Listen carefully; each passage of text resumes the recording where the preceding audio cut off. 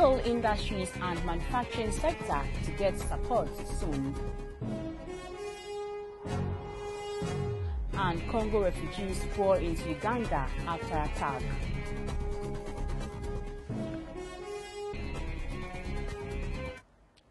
Good afternoon and welcome to the Midday News on Ghana Television. I'm Nameli Vanderpoy.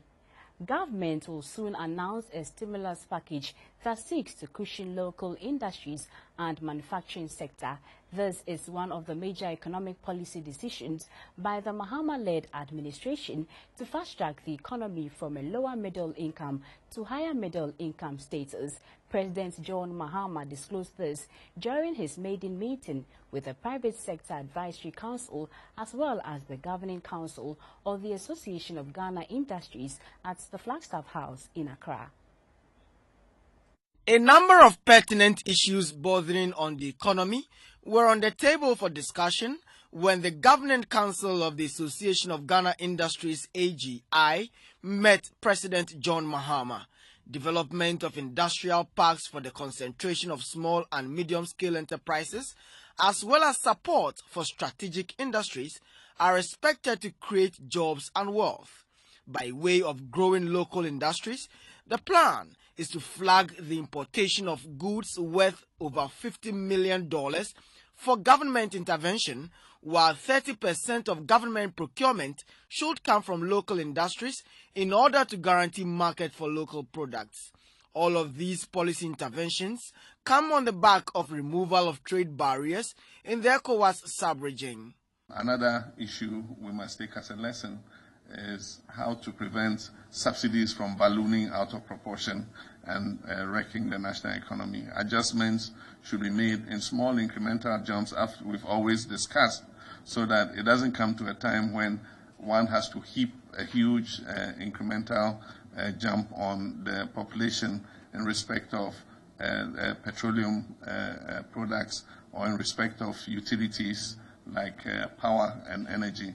And so these are issues that government has taken on board and is making sure that things like this don't happen in the future. Meeting the Private Sector Advisory Council for the first time, a lot was on the table for discussion to up private sector performance, which doubtlessly is the engine of growth economy. President John Mahama felt it was time to move from rhetorics to action. I believe that the time has come for us to stop paying lip service to private sector development and actually, invest in it, because that is the sector that is going to generate, the kind of growth that we require to move our country from lower middle income status to full middle income status. There's a limit to the amount of investment government can leverage to make that transition happen. And it is only if we create the conducive environment for the private sector to develop that we're going to be able to leverage the investments in the critical sectors of the economy that are required to make this country make the transition. The reality is that the private sector is hiccuping as a result of challenges such as high cost of credit, which translates into high cost of doing business, erratic power supply, strict bureaucracy, and crowding out of the private sector by cheap imports. President John Mahama said a stable fiscal regime is a prerequisite to growth, but to get there, there is a price to pay. They are not measures that are going to continue forever.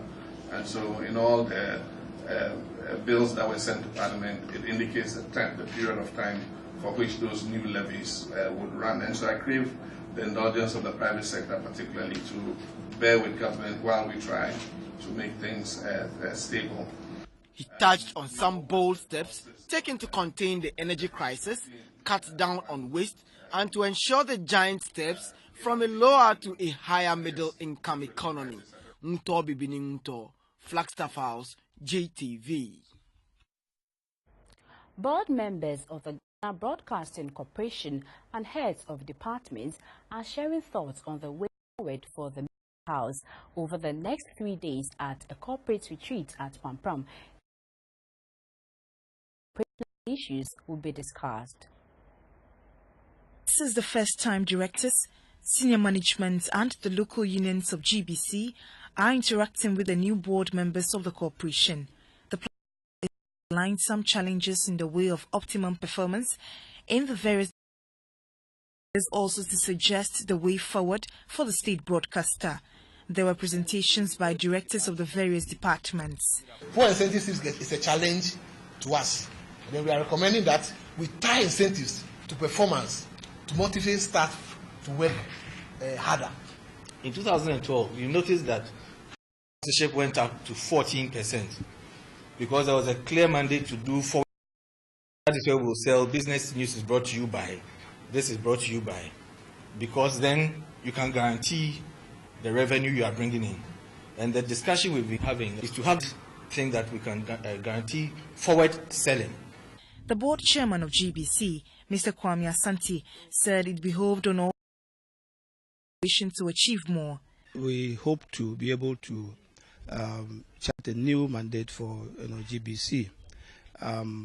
GBC is the public broadcaster, and for that matter, it has to deliver on this mandate. But at the same time, you realize that there's a lot of competition, and funds are not available. And it's important that as we undertake our public broadcasting operations, we also have an eye to make money. He appealed to all directors and staff to be disciplined and respect the rules, and was concerned about reports that some staff were falling out of line.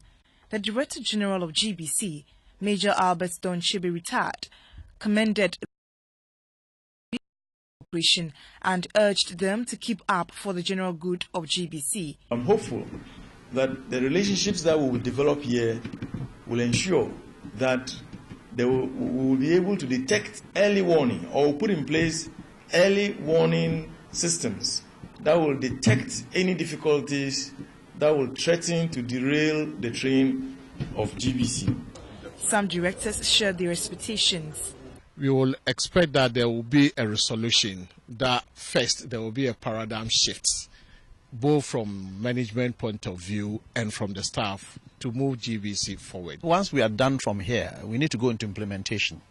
And clearly that's going to come out of all the deliberations we've had and some of the conclusions that we are drawing, which are clearly indicators that we need to shift from what we used to do and do them quite differently now. All present are hopeful to bring to the table, after their 3-day deliberations, new and effective operational plans to help GBC carry out its mandate effectively and efficiently. Ghana has received a €3 million facility to rehabilitate the Dawenya irrigation dam. This will help improve agricultural activities in the Ningo Pampram area. A member of the President's 3-member Committee on Infrastructure Development, Mr. E.T. Mensah, disclosed this at Pampram. The Dawenya irrigation project is being funded by the Korean government. The minister urged the residents of the area not to encroach on the site meant for the irrigation project. He stressed that when the project is due to start, all structures around the site would be demolished, adding that no one would be compensated. According to him, the country has allowed development before planning, but it is important to plan before developing. He warned that those who engage the services of land guards to cause mayhem would be dealt with by security personnel. We have secured €3 million to rehabilitate the Dawenya irrigation dam. And there are people here who know, they are aware what's happening. They've also been coming back and forth. It's going to happen. And so, those who have sent land guards there to protect the land that they are selling, the buyers must be aware that when the project is completed, super land guards will be sent on those land guards. The minister also touched on the proposed international airport at Pampram. The airport has been built today that is called Aeronautic City.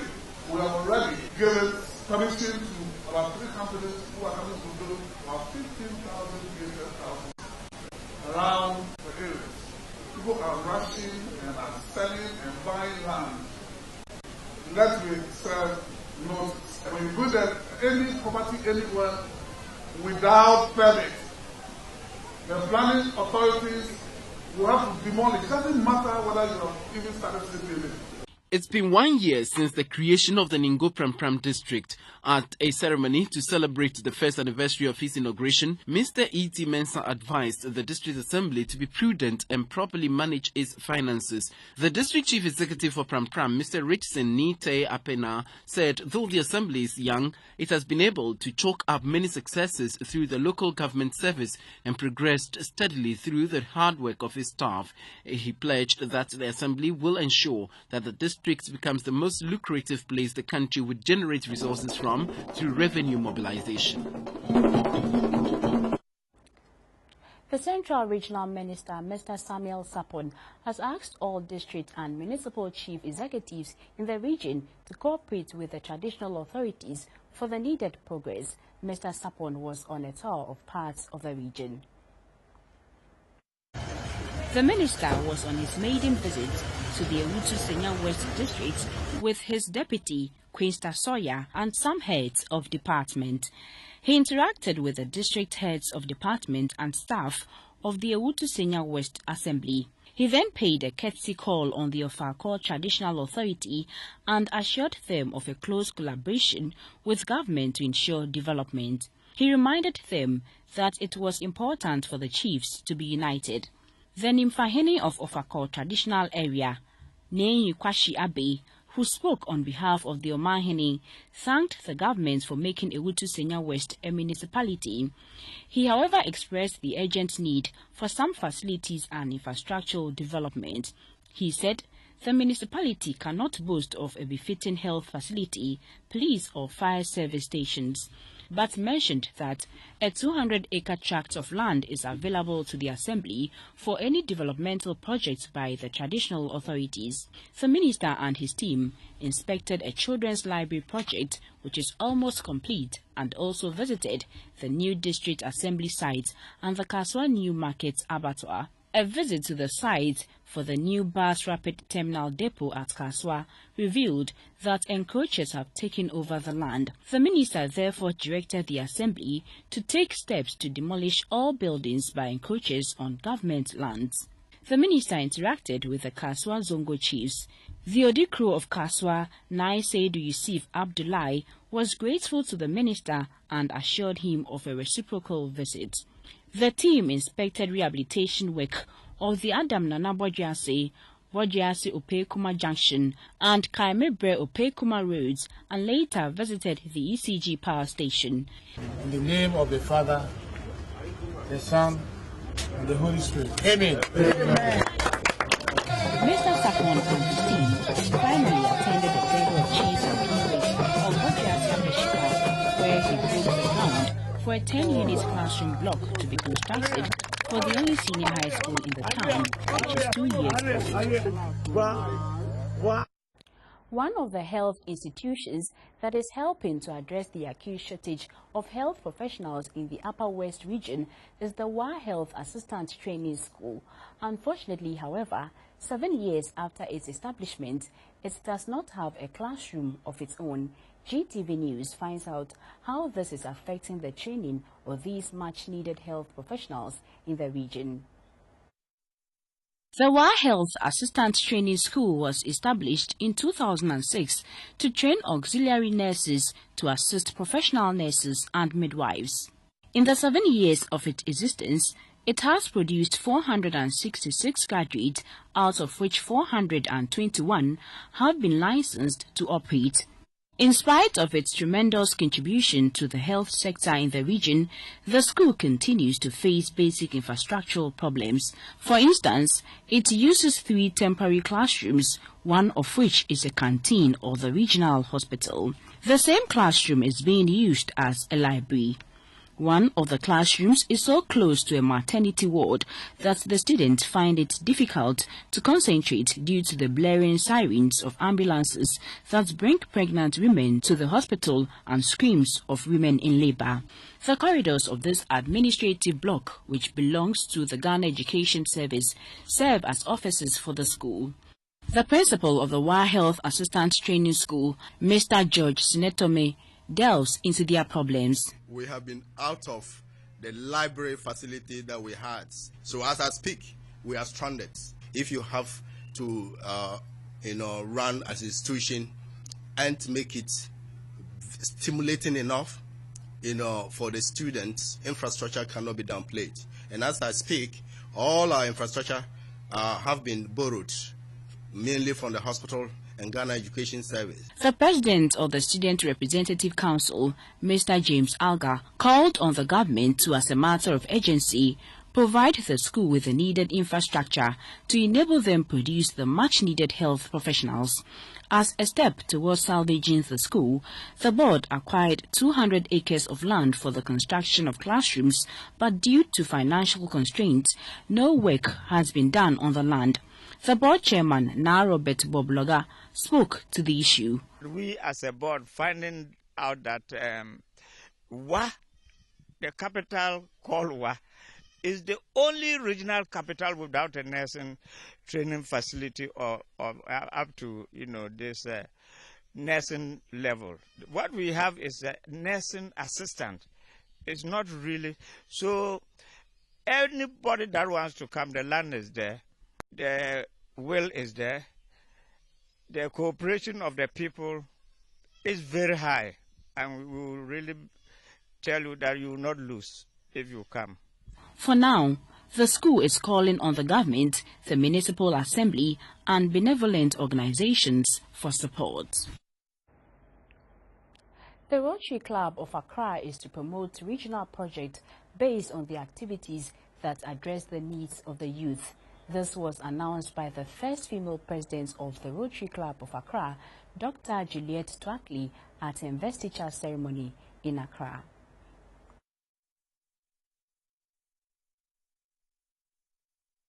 This is the first time in the 58-year history of the Rotary Club of Accra that a woman has been elected president. Dr. Juliet Twackley is also president of the Council of Presidents of Rotary Clubs in Ghana. She is a public health physician, a gender specialist, and an advocate of child health. Dr. Twackley has 30 years' experience of international public service, including the chair of international philanthropist groups such as Mercy Ships International. Rotary clubs worldwide have collaborated with Bill and Melinda Gates Foundation for the eradication of polio, and they are involved in attempts to combat malaria. Dr. Twackley said she would engage Rotary with Mercy Ships International and other global organizations with global interest in achieving a better life of children in the country.